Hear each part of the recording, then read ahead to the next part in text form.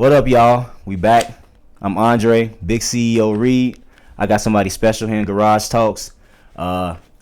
She delivered both my kids, y'all. So just to start off with that, she delivered both my kids. She's been through a lot of faith and life, from divorce to married. I did it the wrong way, but it'd be like that. From marriage to divorce, she's been through faith and understanding God at different levels. Whether she knew it or not, she was a part of me finding my faith in God. Just being an inspiration, just being her, which is what God wants us to be anyways. Not only that, she's my sister-in-law, my doula, Samara. Appreciate you. It's my sister. I don't call her that, so it's going to be kind of funny calling her that, though. But real quick, kind of introduce yourself. You want me to introduce, like, who I am or what I do? Both. However you feel like, wherever you at, who you want people to know you as right now? Because I say everything too. I'm all of it. So. Okay, bet. So I'm Samara.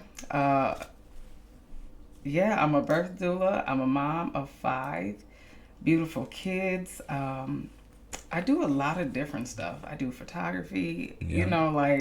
I just don't stop. Man. I'm currently taking a class for legislation. I don't know where that's going to take me, but I'm just letting God do his thing.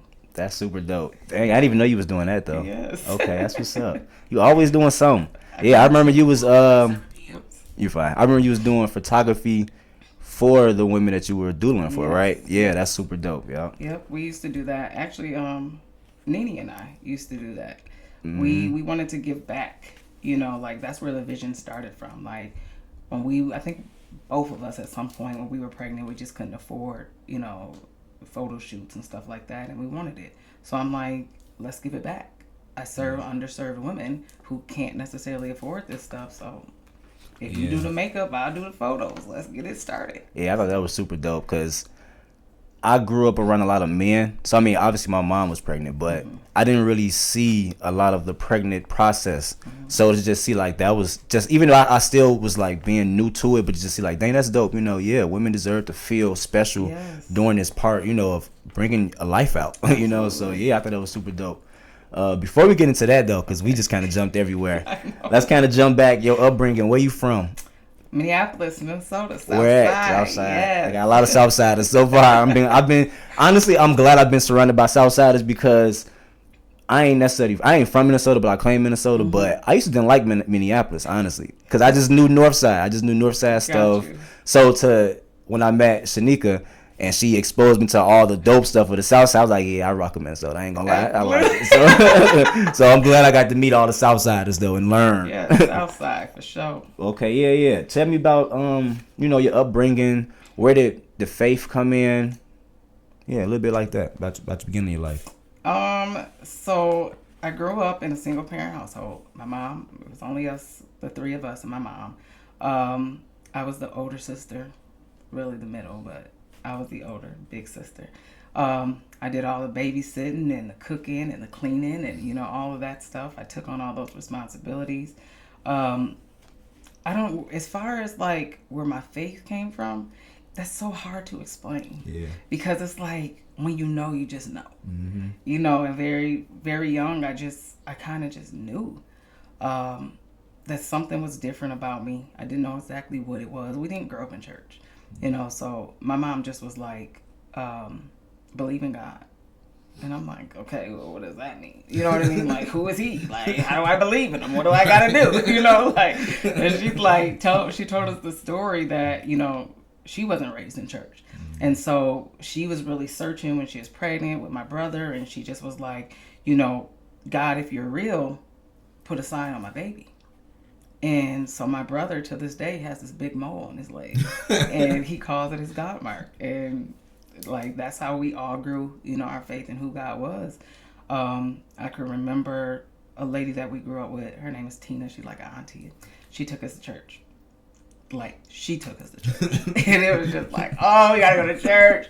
And we hated going because it was it was a bunch of white people because it was y'all went to white church it was too? Speak the word. Even though the pastor was African, but it was okay. all the classes were full of white people and all that. And, you know, she would bring us whether she had her kids with her or not. And she had 3 kids. And, you know, just kind of going along with that and, you know, being around people of faith and, you know, just really learning to pray and seek God for myself. I remember I wrote a gospel song. I don't know if Nene ever told you. No. Matter of fact, I think she kind of did tell me that, actually. I think she did. I think I wrote it when I was like 8 or 9. And we used to be in the living room or in the bedroom singing in the fan. Like, that was our joint. It's so funny. Yeah, so you really got Nene singing too, huh? Yeah, Kinda, I like to take credit for that. Yeah, you the big sis. I mean, yeah. Yeah, I did. I remember I had a solo choir concert when I was younger. And I remember getting the vacuum cleaner, and that was my microphone, you know. And I was singing a song, and I was like, come on, I gotta show you, you know. She's my little sister. So everything I knew about singing, I taught her. That's so funny. Yeah, I mean, she's still singing to this day. Absolutely. I put it in her. That's how your siblings supposed to be, though. You know, you're supposed to help each other be inspired to do something. You know, that's how we're supposed to be. Yeah. Yeah, I don't know. I don't sing no more. I'm not good at it, but I'm grateful to have dropped it off. You know, and her spirit so young, and you know she really cultivated and made it to what it is for her. Yeah. And I believe it's a healing aspect for her. So It's definitely a healing aspect. Yeah. Man. So somewhere along there, you obviously got older, and were you into faith strong before you got married? Where were you at kind of before you got married, and then we were transitioning towards getting married? Okay. Before I got married, I was out in the clubs drinking and partying and drunk every weekend. You know, like that was my life. And one day I just was like, God, I don't want to do this no more. Like I'm tired of this life. I'm tired of, you know, what am I numbing? Because whatever it is that I'm trying to hide and mask through alcohol, it comes up, and then I get more depressed and more stressed. So like, I don't want to do this. I just want to get through whatever life is calling me to get through. And I remember praying and asking him, like, just take the taste of alcohol out of my mouth. If I desire to get drunk, or if I want to feel it, like, don't even allow me to get drunk. And I had a friend that was living with me at a time, and we started going to church, another white church. Don't get me wrong. Nothing's wrong with white churches. It's just, it don't feel the same as black churches, okay? It don't. I grew up in a Baptist church. It definitely don't feel the same. And so we were going, and I was going to church like 2 or 3 times a day, and, you know, just really seeking God's face, and, you know, whatever it is I had to do. I knew nothing about declaration and fasting, and, you know, I knew nothing about that. And then one night I was still kind of like dibbling, dabbling, and, you know, having drinks here and there, but I couldn't get drunk. No matter how much I drank, no matter what I drank, I couldn't get drunk anymore. And I was like, okay, God, you're really working. You know, okay, I got you. And so there was this guy outside of my apartment complex, and I was telling my friend, like, ooh, he's so fine, girl. And every day I would see him, and he would stand out outside by the door, and I was like, I'm gonna get him one day. And I remember just praying for him, and I don't even know like what his situation was, but whatever the situation was, I'm like, it's dark and it's heavy, and I'm like, God, remove it from him and like heal him. Like, I don't know what it is, you know. And I end up getting pregnant with my oldest son, Kavion, and I still had a crush on this dude because me and his dad wasn't involved. It just was, it happened, okay? Yeah. You know. And so I had a crush on that man, and I was going into preterm labor when I was like 7 months pregnant with Kavion, and I seen his mom. His mom was a pastor. I didn't know this at the time. And I seen her, and she was like, what's wrong? You know, what's going on? I was like, I'm in labor. I got to go to the hospital. And she was like, no, you need to come over to the church. And I was like, girl, I ain't going to no church. Like, we ain't doing that. Like, I'm going to the hospital. And so to make a long story short, like, that's how I end up meeting my ex-husband. Yeah, we was drinking one night. My friends called him up there, and I was like, hell no, I'm pregnant. Like, we're not doing this. Like, I'm pregnant as heck. Face all swollen, nose all wide. Like, no, he's not seeing me like this. And so we didn't exchange numbers or anything. I didn't allow him to see me. I hid in a room. And then I gave birth to Kavion. And it was, like Easter or something is when we finally connected. We was doing Siobhan, my oldest daughter, birthday party. It was her 4th birthday party. Kavion was probably like a month and a half.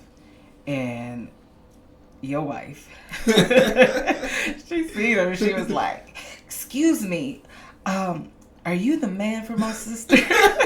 She pregnant as hell with little Rara, right? And he was like, "I don't even know if I'm the man for myself." Maybe he's him. I don't know. And, I'm all shy and reserved. And, that's just the type of person I am. And, he just was like, walk with me. I was like, walk with you? Oh, my gosh. So my nerves went. And, we talked for probably like 3 hours. And my mom and them took the kids on a walk and all that. And that's kind of how we met. And finding out that his mom was a pastor. And she had a church. And, all of those things, that's what kind of led to our relationship to getting closer. Okay. So, a couple things I didn't know. So, you already had 2 kids, right? Well, I did know that, but just for the, Yes. So, okay, you already had 2 kids when you met your husband. Yes. And he took you when you just had your second child. Yes. Yes. Like, okay. Literally, like, I think Kavion was 2.5 months. Yeah. When him and I met. Man. Okay. Yeah. And you were, let's just say, like Christian for. I just was seeking. I was seeking Christ. And what was his family, like his mom and them? They called themselves non-denominational at the time, but it was more Christian based. Yeah. Okay. Yeah, I would say it was Christian based. Okay. Yeah. So where did the Israelite faith come about? Where did that come into play? Whew, that was a long time coming. So we have been together for 10 years before he came into the Israelite faith. Wow, that was before. Yeah. Okay, so how did that 10 years? Man, okay. We went through a lot of different things in that 10 years. So in the 10 years that, we were together, we had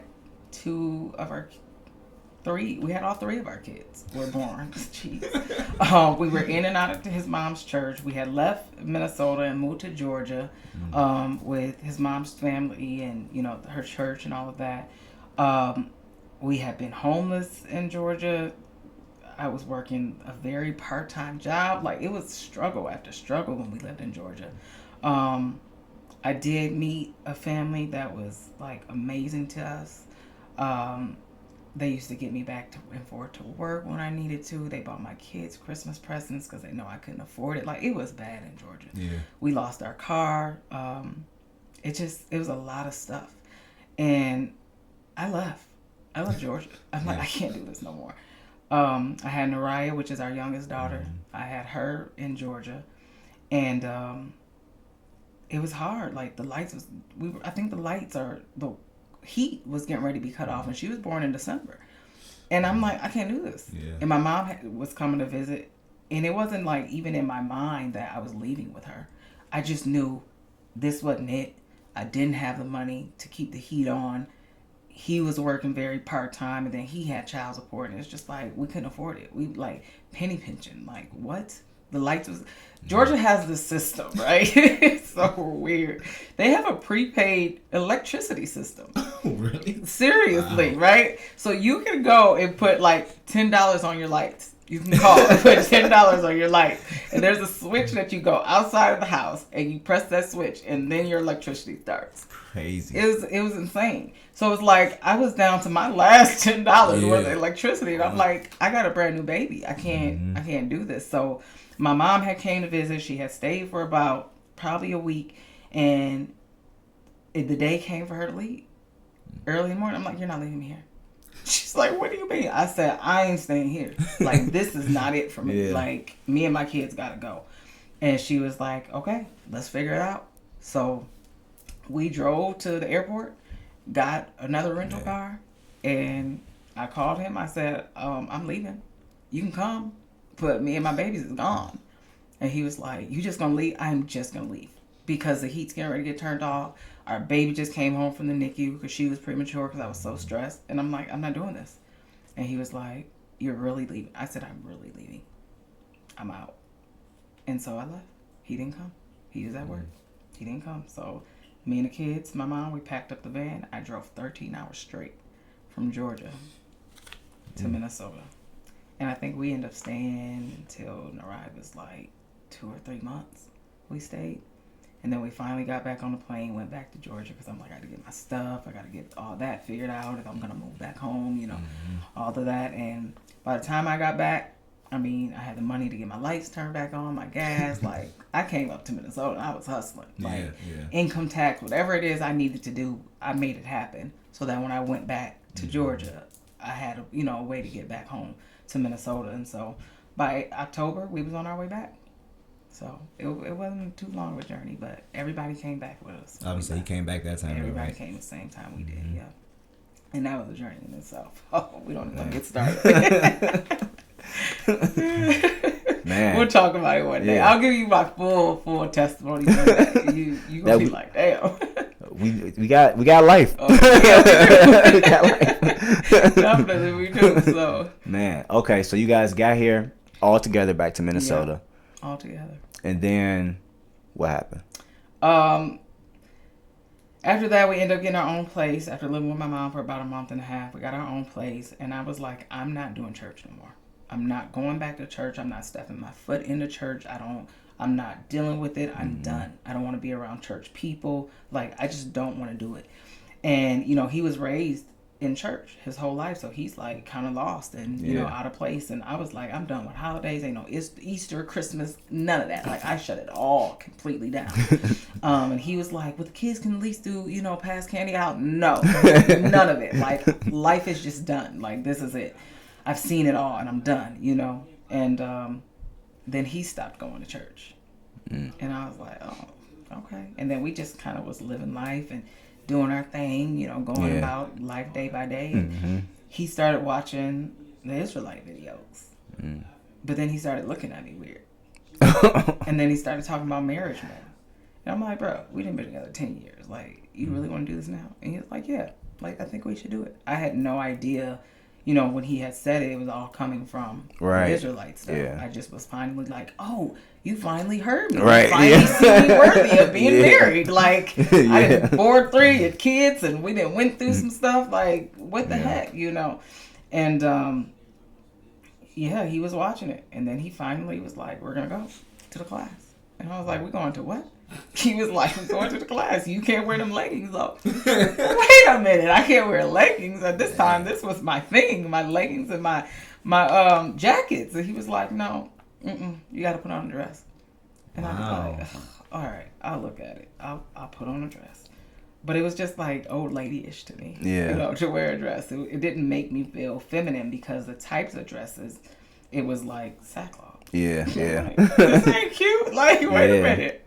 So that's pretty much how we became Israelites, and that's how my marriage got born, all of those things, because within a month of him claiming this Israelite religion, we was married.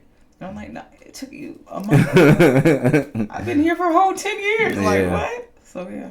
Man, okay. Because that's, I don't know how to explain it. So, where did you kind of like where did you find God yourself within that? Because I'm just asking that because that's a crazy experience, to be into that, because with me and Shanika did it, it was more like we both heard God together. It wasn't like I went off and did my own thing, and then not only did he not like show you what he heard first, he kind of like, this is what you finna do. As opposed to we was like, hold on, we gotta make sure we understand what we're gonna do together. Right. Did you get it? I got it. All right, now let's do this. So where did it ever? It never clicked for me. Yeah, it was never the thing for me. But in my mind, I was trying to have this wholesome marriage. I wanted to have a family. I wanted my kids to experience family life because that's not what I had. Yeah. So I went with it. Thinking that I'm saving something. And in reality, I damaged myself and my kids going through it. And I'm not saying that the Israelite religion is bad. Yeah. It's just not for me. Yeah. And I knew all along it wasn't for me. Yeah. But again, I went along with it because I was trying to save that relationship. Yeah. So. Yeah. Would you say it was the religion that you wasn't connected with more so? Or was it more just everything? Or I think it was everything. Yeah. It was everything because it was like the people made it seem like as if they were better than everybody else.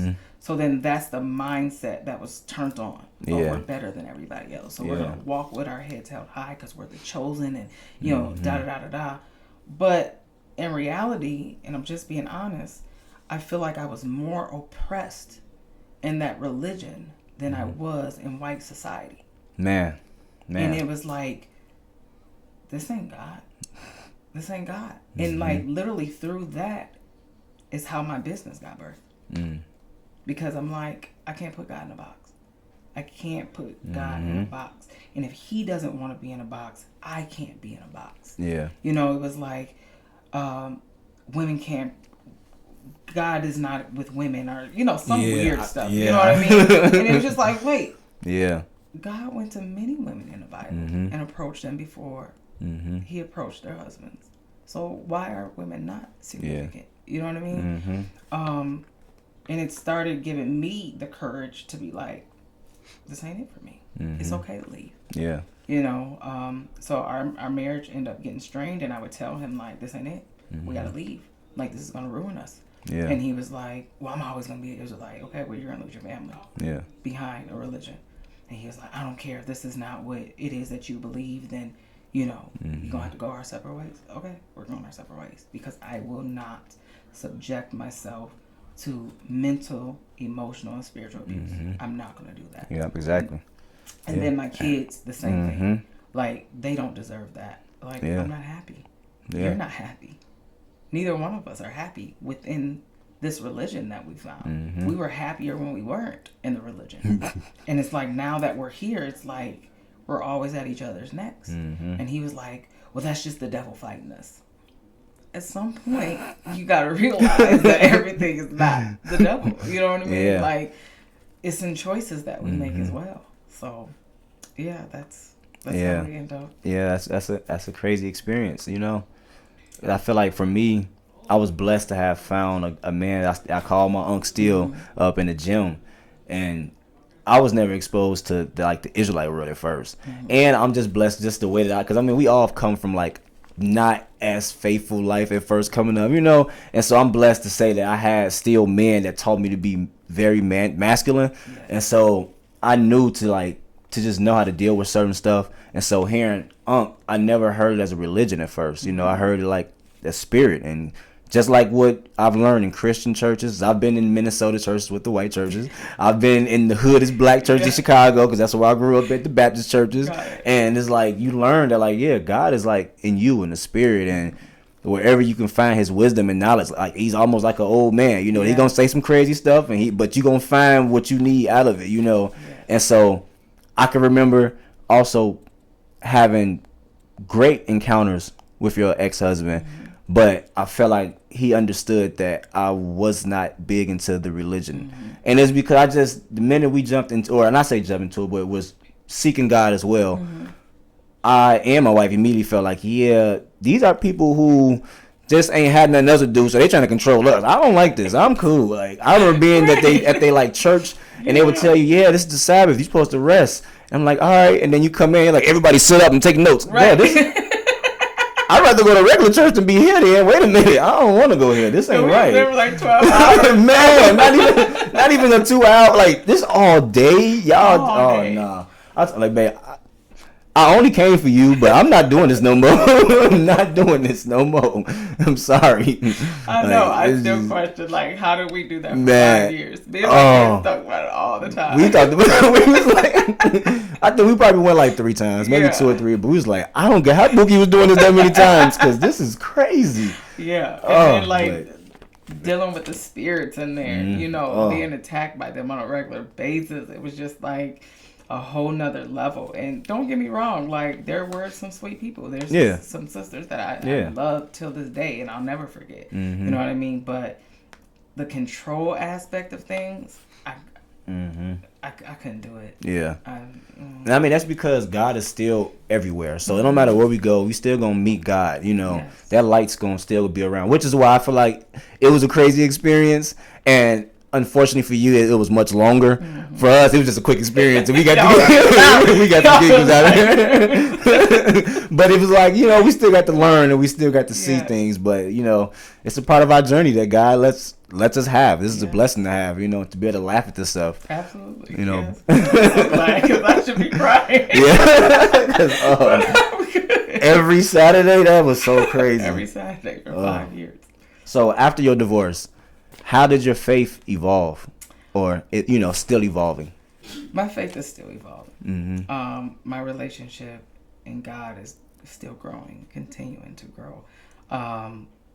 It's still getting deeper. I don't feel like I'm at the level of knowing God where I know I'm headed. Yeah. You know, I still feel like I'm taking these baby steps. Yeah. And he's like, leap, leap, do the big jump. And I'm still just like, wait, God, wait. And he's like, no, leap. You know, I brought you this far. Leap. Yeah. Trust me. And, you know, that's kind of where I'm at. Early last year, I ended up having a concussion. I passed out in my shower, bumped my head harder than what I thought I did. And it really rocked my brain, which really rocked my world, because for me, this was my second brain injury. Mm-hmm. I don't know if you know this or not, but I had a stroke in 2014. Shanika told me not too long ago. And so this concussion was considered my second brain injury. Mm-hmm. And it really had me down bad. And for me, I feel like God speaks to me through my health. If he needs me to sit down, he gonna sit me down. Because 9 times out of 10, he didn't told me multiple times, sit down. Mm-hmm. This ain't it, sit down. And in 2023, I was turned up. I was like, look, I'm separated. I'm about to get a divorce. This man is out of my house. Like, ain't nowhere but up from here. So I'm like, give me all the edibles. Like, I'm doing them every day if I can. Like, that's fun stuff, right?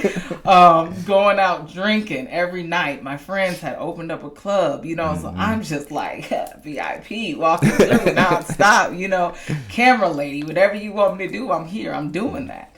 And then it was just like, God kept telling me, no, this ain't it.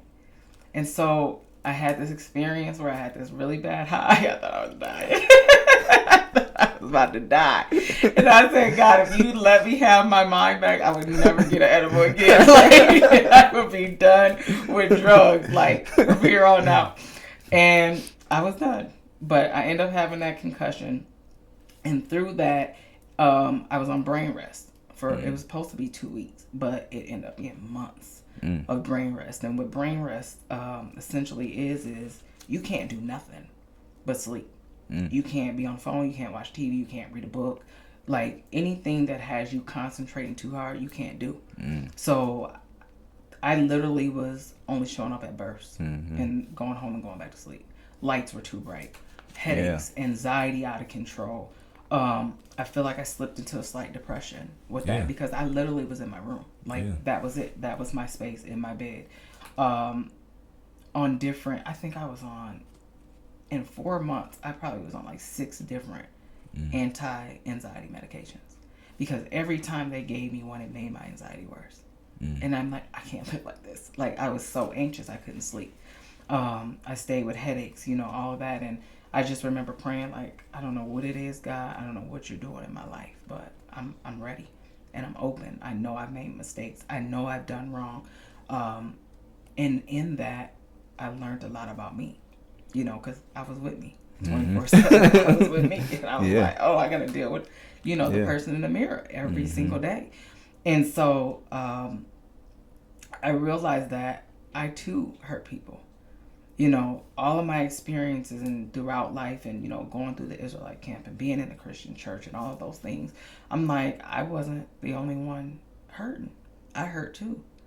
And so I'm like, well, how do I get forgiven for the hurt that I've caused? You know, reflecting on my children, my sister, my mom, my brother, you know, my extended family. Like, I left for a period of time where nobody knew anything about what was going on in my life and my kids' life. I just like completely left. And so now we're at this point where everybody's starting to get to know us, and I'm learning about myself, and that's what opened me up to going to church. I have been following Pastor Javante Patton for years. And this one time I was at a birth, and this lady was like, "Oh yeah, get on the text line." And I was like, "The text what?" She was like, "Yeah, they have a text line." I was like, "Okay, I'll get on it." And every Sunday they was texting me, "Come to the wave, come to the wave." I'm like, "No, we're not doing church again. I'm not doing that." But one day it came up, and I looked at my mom and I said, "You want to go to church with me?" She's like, "Yeah, I'll go," because she always down to do whatever. So she's like, "Yeah, I'll go to church." And so I was like, "Okay." And in my mind and in my heart, I'm like, okay, this is a spiritual refill because I've been empty for so many years. I've been empty. I've been suppressed. God has been suppressed in my life. I didn't know, what it was, what the feeling of God was. I didn't know how to encounter his voice. That's why I stayed in the club, as long as I did. Because it was like, yeah, don't go. But it's like, that's just my conscience telling me that. But in reality, it was God saying, no, this ain't it, And so within that, one time was it, but one time turned into multiple times, and those multiple times because people were like, "Yeah, you invited me to church last week, and I was gonna go, but I couldn't. Will you go this week with me?" And I was like, "Yeah," And then before I knew it, like I kept getting these prophecies and the stuff that was just coming to pass, and I'm like, "Wait, this is real." Like everything I'm praying for all throughout the week, I come Sunday, God, you answer it. You got a word from me. And I'm like, okay, I'm keep going. And for a long time I was counting. I think I stopped at 40 weeks. Because I'm like, okay, why do I keep counting? Every time somebody asks me, "You go to church?" "Yeah, I've been there for 5 weeks now. It's great." "Yeah, it's been 20 weeks. You should come." At this point, you go to church. Right. At this point, I'm here. You're and there. I think, like I said, it got to that 40-week mark. And, doing birth work, I measure so much in weeks and pregnancy and birth and, all of those things. And I'm like, okay, we hit this 40 week mark. Now, God, you're really about to birth something great. You're about to birth something so magnificent within me. I know it. And I believe it's overdue. I'm overdue. But I feel it coming. Like the I can't even talk. Why can't I say the the manifestation? Word? Yes. I can't get it sometimes. I'm talking too fast. But it just like it's coming, and I see myself so far in the future now that I can't stop here. Yeah. Because I see that God has greater for me. I see that God has greater for my kids. Man. Like it's here, and now it's time to just go full fledged. It's time for me to make that leap. You definitely got to, yeah. Do you think it's somewhere in the doula world, or you just God gonna just he's gonna throw you a curveball, huh? It's already a curveball being thrown. It's already a curveball being thrown. Yeah. What do I mean by that? I've never been into politics. Politics was never my thing. Like, you couldn't ask me nothing. I voted probably twice my whole life, and I'm 41 years old, right? But now I'm taking this legislation class, and I keep saying, God, why do you have me here? Like, what am I doing here, though? Yeah. And it's like, just wait. There's going to be a difference made. Yeah. You're going to make a difference. It's going to all connect. Yeah. And I'm just like, okay. And I find myself more and more interested. I don't care about so much what Trump is doing. It's more like, if my people knew, if they knew that this stuff started at the state level in their local communities, then they would start voting. Yeah. And then they would know who they're putting in office, because it's who they're voting for at a state level, at a community level, that's voting for the president. Literally. And a lot of people don't realize that. Like, clear as day, we know when there was, and here we go, these politics. I'm not trying to do this, but clear as day, everybody know Hillary Clinton won that race, right? She had more numbers than what Trump had when he won the first election, right? So that let me know it's not the American people that are putting the president in office. So it caused me to go deeper. And then it was like, I remember in high school they used to talk about this electoral college and all this. And I was like, okay, the electoral college is what puts Trump into office. but where do they even come from? And then, you know, I start seeing all of these different state representatives and these community representatives and all of this, and I'm like, these are the people. And I can remember the 2 times I did vote, when them people were on those ballots, I just checked somebody. I didn't know. Yeah. My main focus was the president. They don't really want you to learn that, because that's the important part. That's the most important. In Chicago, because I went to school in Chicago, in 7th grade, you got to take what's called a constitution test in order to even pass to go to 8th grade. So that whole year, you learn all of that. That's how I learned about like Mayor Daley, who's a Chicago mayor, and you just learn so much. And so for me, I felt the same way. And going to college, I learned like macroeconomics and just learning how, like, dude, everything starts here. If y'all would pay attention to the stuff here, but they make you worry about the big people. Yes. You can't, your vote don't, I mean, yeah, I guess, you know, we got to vote, but no, you want to worry about our mayor of St. Paul, our, you know, legislators. All those people are the ones that really matter when it comes to what goes up the ladder. And it's like, once we get that connected, then we will be more interested. Yes. And it's even on a smaller level than that, because you got the people in Shakopee. I live in Bloomington. You know, people that are represented. And they be like just hanging out. My uncle works at a hotel. He goes to dinner with the lady who the mayor of Burnsville, because his friend like owns a hotel. It's like they just hang out. You like, yeah, we always, yeah, and that's when you get to get what you want going on in your city or whatever. Like, you know, it's you got to figure out if these people, when they're running, because I think they get a election every 2 years for them. When they're running and they're going out and doing community events, that's when you want to connect with those people. That's when you want to get to know. Go and show up to every community event. You know what I'm saying? Get in to see what these people are like. Do they align with your values and what it is that you see for the future? Because in reality, like, they're the ones that's pushing for the state people, and those state people are pushing for the federal government. Exactly. It's like none of us knew this stuff, or we knew and we didn't do anything about it. You know what I mean? So it's like, now I'm ready to change that. Now I'm ready to go out. It's more than just wear a T-shirt that says go out and vote, or wearing a sticker stating I voted. It's more than that. It's really about getting to know these people for who they are, and again, do they align with who you are? Yeah. Because that's what's going to make the difference. Exactly. I think that's super important. Just bouncing off of that too, real quick. I didn't even go that far in there, but yeah, it's super dope because I never knew I was so connected with like Mayor Carter. Just before I moved from Minnesota, I wasn't as big into politics in Minnesota, but being in Texas for college, they was big in that. And so coming back and then being a boxer and being in the boxing community, Mayor Carter and his dad is always in the boxing world. Actually, his daddy do all the Golden Glove stuff, and I got pictures with his daddy and everything. So it's like, dang, y'all always in the community. You know, like, yeah, we never even knew or pay attention but they right here. You know, like, this is how we can help grow our community. Absolutely. Yeah, and super it's dope. so funny because even in that, I met his wife. Me too. And and we found out you guys connected. Yep. She was our midwife for both our kids, actually. Yep. Both my kids. So that's so crazy. It's right here. This is full circle for me. Like, you know, I think I'm in one aspect of things in life, and God is like, no, I'm about to put you here. I'm about to put you here. But you see how it connects though, because you're a doula in the politics. Obviously, that's a successful thing in Minnesota. So you never know what's gonna happen for you with that, you know. Yeah. And I just look at it now, like, I advocate so much for brown and black women.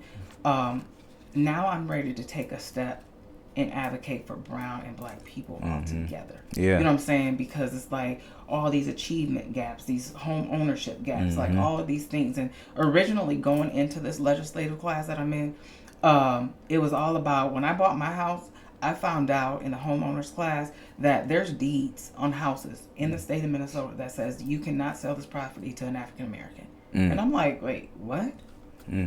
So there's still legal deeds on houses that say African Americans cannot own certain houses? So that's saying that we can't live in certain communities. So then now my thing is, how do we get rid of that? Because my kids should be able to learn just as well as your kids. You know what I mean? Like, even hearing you saying going from Chicago to Houston and, you know, they're learning about these political things. They didn't take it serious like that in Minnesota. So it's like, we didn't really learn about these things. It was just show up to class. You know what I mean? And now it's like, no, now it's really time to educate, because look at all of the things that are being taken away. And it's more so affecting, or it's going to trickle down and affect brown and black communities. Whereas right now it looks like, oh, it's affecting the white people and da-da-da. Yeah, for now. But they're going to make sure it flips, and it's going to affect us the most. Yeah, and that's so crazy. Just kind of bouncing back to the doula aspect of it, but I understand how that makes so much sense to you because I mean, think about it now. You're learning legislative, in that world, but you're a doula. So, like how you say, you want to help. No, you're fine. You want to help not only black and brown women, but all people. But it's like, yeah, because you started off with the basics. Think about it. You're the first person with our kids. So yeah, whether that's a woman or a boy, you want the best for that child. Absolutely. And so after so many, it's like, all right, well, this is my community. I need to make sure this community is gonna be Yes. great. Yes. Just bouncing off of that. Where did you start in doula? When did that kind of become a part of your life? It's so funny. Excuse me. I've been doing this work for so long without knowing I was doing it. Yeah. I would go to births and, of family members and stuff like that. I was at my oldest nephew's birth, Keyshawn. And Shanika did that 100% medication free. And I was like, oh, I could really do this. You know what I mean? So then it was just like, anytime somebody's pregnant, can I come to your birth? Can I come? Like, I want to be there. So I've seen majority of my nieces and nephews born. And it just, every time I would go, it would be like, it was a thrill to me. It did something different. I seen life differently.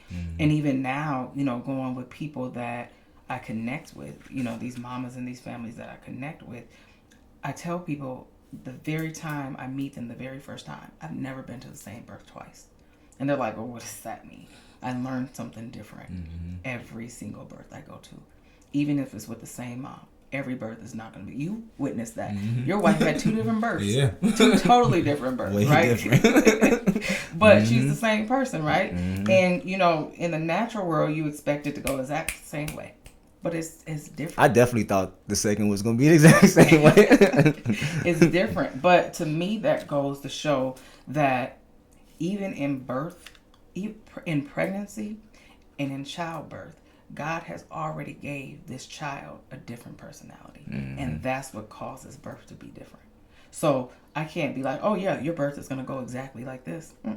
Because I don't know what God created the person to be yet. Man. We're going to get to know that person. We know what type of person that baby is in the womb. But as labor progresses, we going to find out. Yeah. When birth happens, we going to find out. Some babies come out feisty screaming. Some are so quiet, chill, and calm. You be like, you ain't gonna say nothing. And they just look at you like, no, I'm chilling. Why am I here? So I used to cry at every birth. Yeah. Because I'm like, this is a miracle. Oh my gosh, this is so great. And then I had to sit and realize, like, nigga, this is a moment. Like, Can't be crying like it's your moment. crying like this ain't your moment. Like. You're not having a baby right now. At all. So chill. So I was like, oh, you're right. I can't do this at every birth. So I learned to calm down my emotion and let these people have their moment because this is their birth. There are times though still, especially when it's a hard, long labor and the mom just wants to give up. Sometimes I will be like, shit, just one little tear. Like, I'm proud of you, girl. You did that. You didn't give up,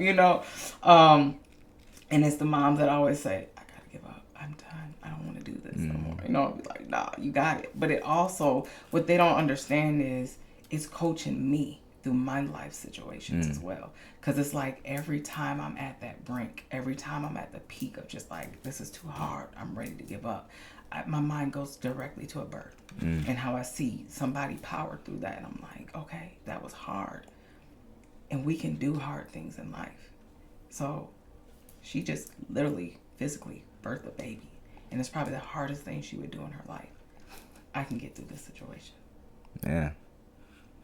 So I measure everything in birth. Everything. Man, that I was gonna ask what was one of the biggest rewardings of doing it, but that gotta be it, That is it. And what I realized recently is I save generations. It don't stop at that mom and that baby. Because they have to live in order for the next generation to come. So it's like, I'm not just saving 2 people. I'm saving a generation. The whole legacy. Literally. And it really, I had to sit on that for a while. I'm like, okay, this is not a job. This is not a career. This is not it. This is life. that we're birthing, generations. And I still am like stunned by that because I don't know what's to come. I think technically my oldest doula baby is Keyshawn now. Deshawn would have been. But he passed. But Keyshawn is my oldest doula baby. And he's 20? Yeah. And it's like, look at what he's going to end up having. Yeah. Look at what he's doing already. Right. Yeah, like, literally. That's amazing. He's at the age he can start to recreate birth now. Yes. That is so amazing.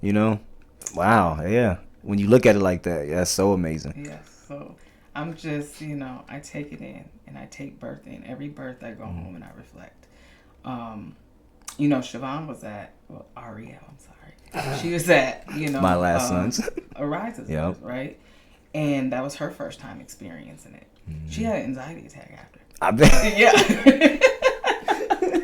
She had an anxiety attack. And I'm not laughing at her. No, but yeah. But I needed it for, because my kids don't understand, there's times I might go to 3-4 births in a week. And now you understand what this feels like. Exactly. Yeah. Like that rush of emotions in the birth world, we call it a birth high. Because we get all of those emotions and hormones and all of that stuff passes down onto us. Yeah, I believe because we're in the room. And people don't understand the aspect of that. And so, of course, that's why I used to cry at births, because I was rushed with all this emotion, filled. But when I learned how to contain that, it was then the anxiety piece would come. And then it would be if a mom ended up with a C-section, I'm going home beating myself up. What could I have done better? How could this have been a different outcome? And then it was you couldn't change that. That's the way God designed for the baby to come. And I'd be right. My job is not only to keep them alive. Right? From the systemic racism. Right. That's it. That's it. That's my job. That's what I'm supposed to do. But no, I love it. I find joy in it. But for her to be able to see that aspect, when I go home and I might sleep for 24 hours, she'd be like, yep, you deserve that. I understand why. So it was a blessing for her to be able to experience what I experience on a daily basis. Yeah. You got any advice for any women that want to do either natural born or any women that's looking for doulas? How could they connect with you? Where do you work at? Or So I have my own business. It's called Loyalty Birthwork and Photography. Still working on that photography piece. We don't get to that, okay? Editing takes a lot of time. But really by phone. That's the best way to reach me, by phone or by email. Email is loyaltybirthwork@gmail.com. You can reach me there. I am on social media, but I don't advertise birth work on social media. That's a whole different situation. Yeah. But otherwise, my phone number, 612-517-7005. And that'll get them directly connected to me if they are seeking a doula. As far as advice for a natural birth is, listen to your body. Become one with your body and know that you were made to do this. Is there some things they can do in the beginning, of the process, or just learn to trust their body? Just learn to trust. It's faith. All about. That's exactly what it's about. It's about faith and trusting your body. I feel like pregnancy is the key time of becoming one with yourself. And I'm gonna be honest with you. I view birth now is all birth. It's natural birth. I don't care how you have a baby. It's all natural birth. So whether you have a C-section or not, whether you have a vaginal birth, whether you're unmedicated or medicated, whether you do it at home or in a hospital, all birth is natural birth, because birth is a natural process. You've been married and divorced. What's some advice to people who are, it's kind of like a three-way question, people who are either single, looking to one day be married, people who are newly married, like me, you in that young marriage part, people who are in the farther end of their marriage, maybe feeling like they want to be done, and people who are done and maybe want to do it again, kind of the whole circle, Let me just start by saying I have not given up on love. Okay. I still believe in black love to the fullest extent. I feel like I had one failed situation, and that's because I did not take my time. And that would be my advice to someone who's looking to get married. Take your time. Don't rush into nothing. And I'm not saying wait 10 years. That's not what I'm saying. I'm saying really get to know somebody. Spend time with them. That could be 6 months worth of time. Yeah. Take the time. Get to know them in every season. Because that is who you're going to marry. When they are at their brokest, at their lowest, at their highest point, those are the people, that's who you're going to marry. So if you guys can't find common ground in a relationship when you're going through those rocky times, you're going to have it harder in marriage. Because the devil is going to fight. He is going to play. But if you can't stand your ground and withhold and uphold each other, then that's where the disconnect happens. As far as being single, get to know you in your single season. That's what I'm learning. I'm really deeply getting to know me, like healing aspects of myself that came from past relationships, my childhood, my pregnancies, all of those things. I'm healing every aspect that I can. And for everybody who thinks that therapy is bad, therapy is amazing.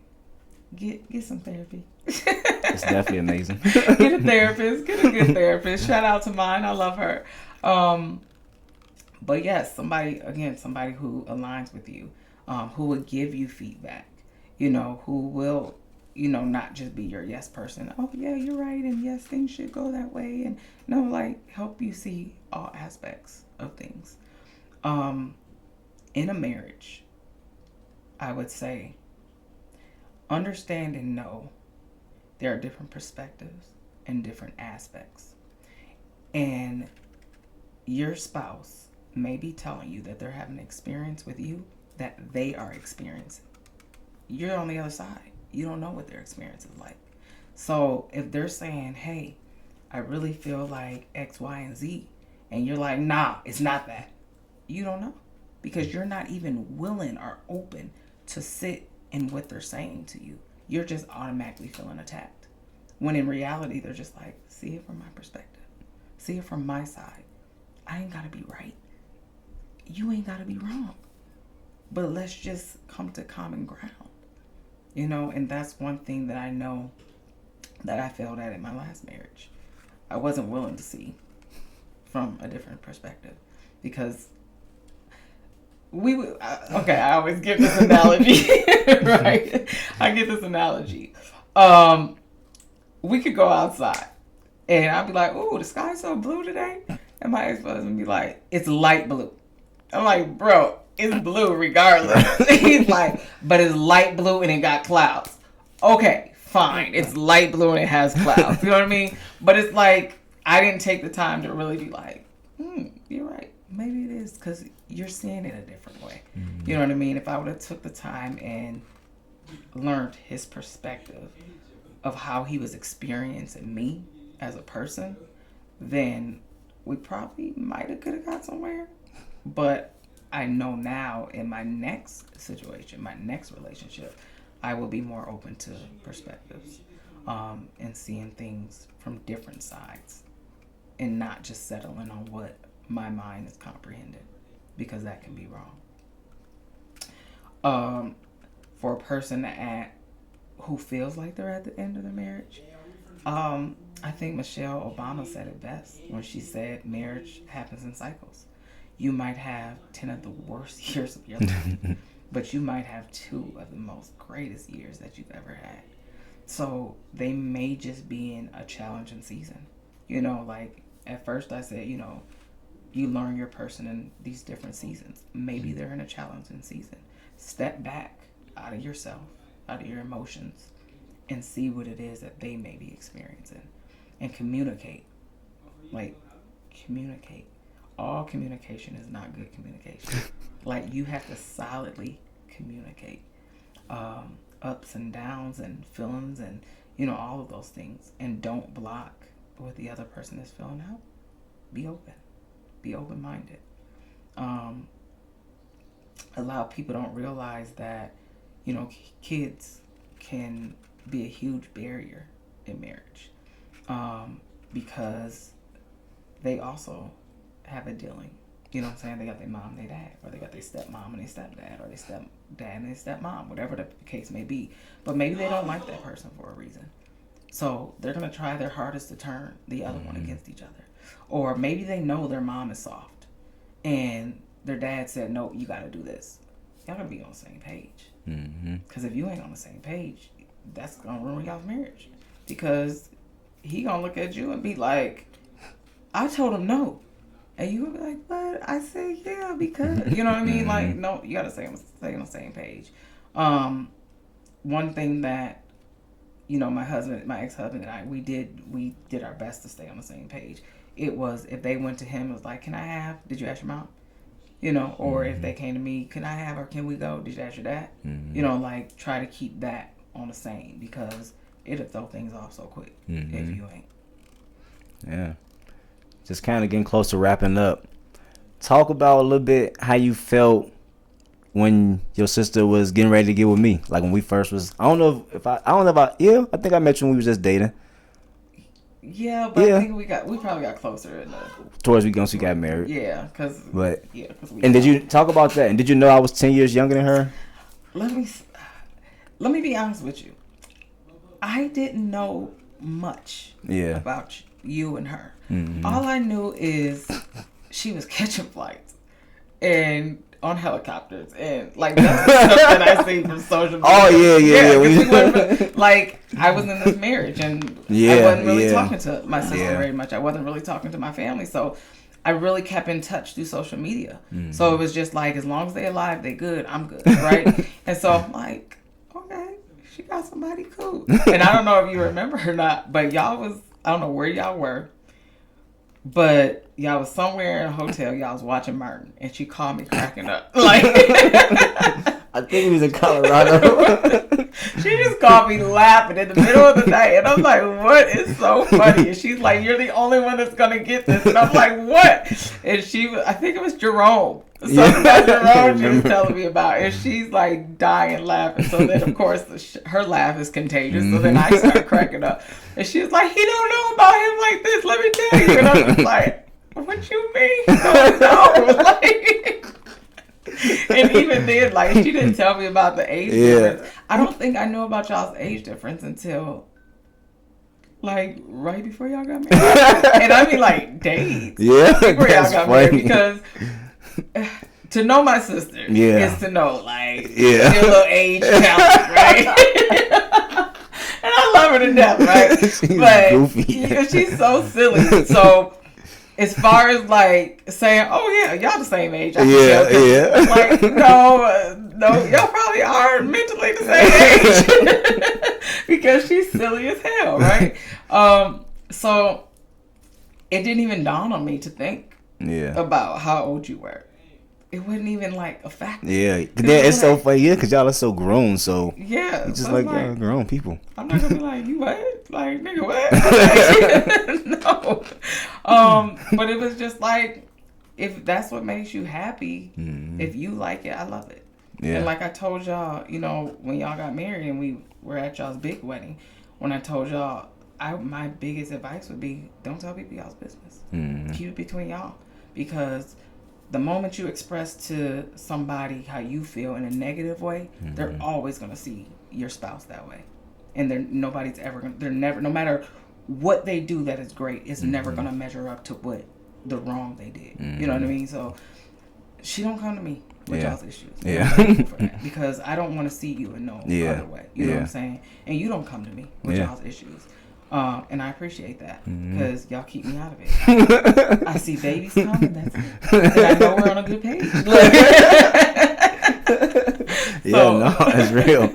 I mean, I feel like my daddy told me that too. And I remember when you said it, and it all resonates. And this is like, I guess, if people who don't understand how that connects more, I look at it like, if like my mama's my mama, she loved me.